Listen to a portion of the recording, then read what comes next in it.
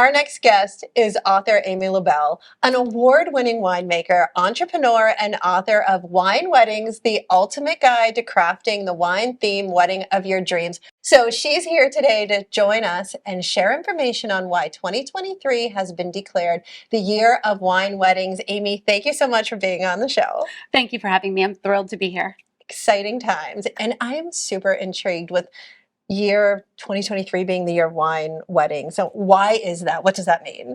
Well, I'm a winemaker by craft, by trade. That's what I do. But I also love to host events and especially weddings. And at my two wineries, we host over 100 events a year. And we've hosted at this point over the last decade about 1,000 weddings.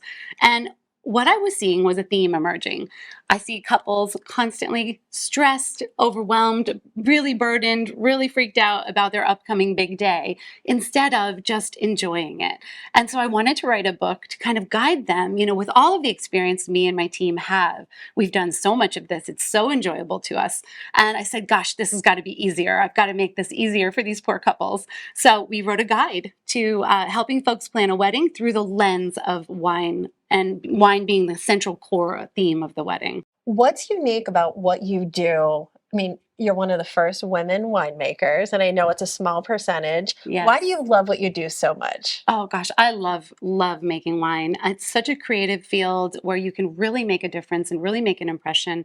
And many of our events are focused on educational things. So you can come to the winery and learn if you want to.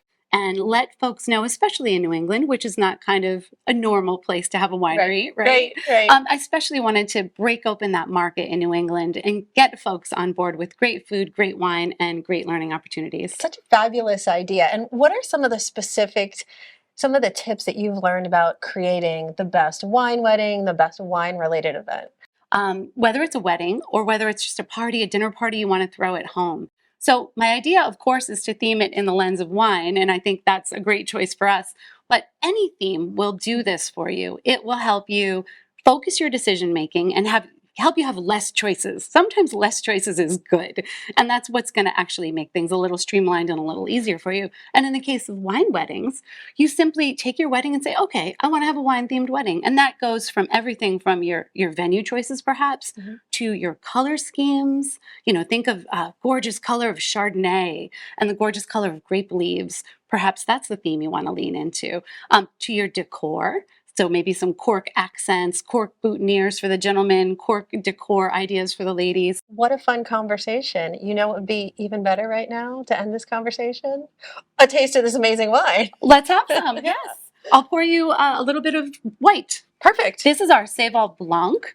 A fun fact is that you can grow grapes in New Hampshire, even though it's a little bit cold in the winter. This is Seyval Blanc. It is good to...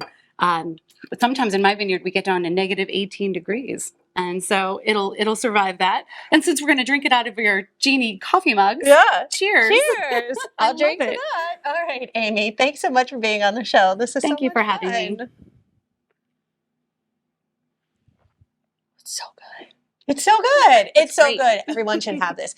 After the break, we're going to take this wine and we're going to keep chatting about more supporting of small businesses like Amy's and boosting our communication strategies. So stay with us.